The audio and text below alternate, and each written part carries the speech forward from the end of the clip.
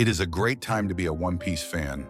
Elbaf has been one of the craziest arcs we've seen, and the biggest reveals have been about one man, Rox D. Xebec. Probably the strongest pirate to ever live, aside from Joy Boy, of course. He stood face to face with Emu and clashed with the likes of Roger and Garp, but he was unfortunately defeated. Or was he? Before I get into this crazy theory, I want to welcome all of you to the channel. I've been making One Piece theory shorts for a little while now, but this is my first long-form video I've made. Let me know what you think down in the comments and consider subscribing because I will be making many more of these in the future. Now let's talk about this theory. So way back in Dressrosa, Law told us that the perpetual youth surgery can grant eternal life, but it kills the user who performs the surgery. And we all believed it, since Doflamingo said the same thing. And he seemed like he did his research, right? But then he was defeated. And that got me thinking, what if he was wrong? What if the devil fruit user doesn't die? But there would have to be an explanation for them not dying, because it wouldn't make sense if they just did the surgery on themselves and then boom, they're immortal. No, I do believe it still comes with a sacrifice. And that got me thinking, well, what else is there to sacrifice? And there's only one answer. If you're not sacrificing the soul, that leaves us with the body. So what if when someone performs the surgery, they leave their body? Their soul stays intact and their body stays behind, a lifeless husk. So now that we've figured out what really happens with the eternal youth surgery, we can start talking about Rox.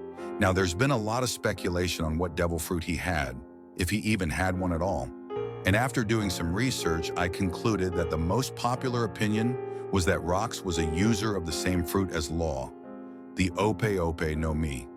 So now if we pretend that this is canon and that he really did have those powers, we can start asking questions.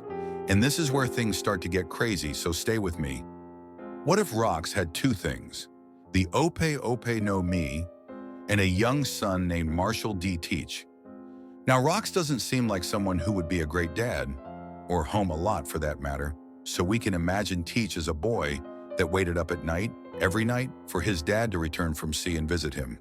And one day his dad does come home, and he's bleeding, he's limping. He's the weakest Teach has ever seen him. And how did this happen?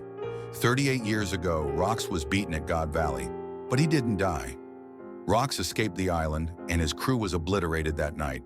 Whitebeard betrayed him, Big Mom and Kaido stole their fruit and ran, and several of the Rox pirates were killed by Garling and the Holy Knights. Everyone assumes Xebec himself was defeated, but this was not the case. Even though he was still alive, his crew was gone, shattered, and he was probably on death's door after a battle like that. Rox was out of options, and he was out of time. This was no longer his era, and so, Rox did the unthinkable. He martyred his own son for his ambition. Rox used the Opop fruit to enact the immortality surgery, and like I said before, despite common knowledge, this operation does not give the recipient eternal life. Rox, like you now, knows the truth. This surgery is for the surgeon.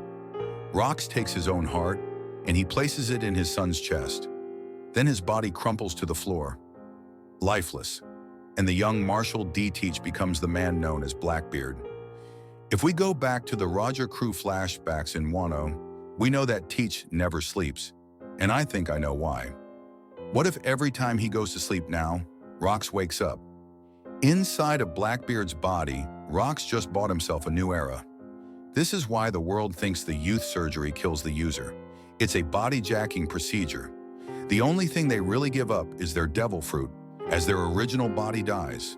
A devil fruit that's suspiciously shaped like a heart.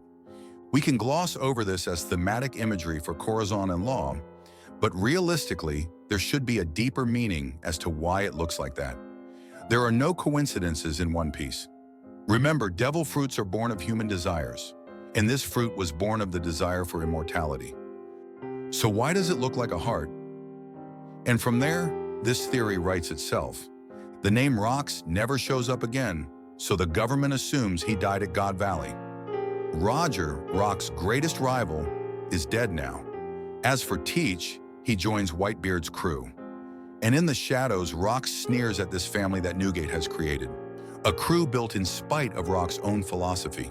And so Rox plans to betray Whitebeard in the same way that he was all those years ago. Rox is now a man with 2 hearts and 2 souls, and that's why he and Blackbeard are able to wield 2 devil fruits. Then one day on a small island called Jaya, Marshall meets a boy while devouring cherry pies.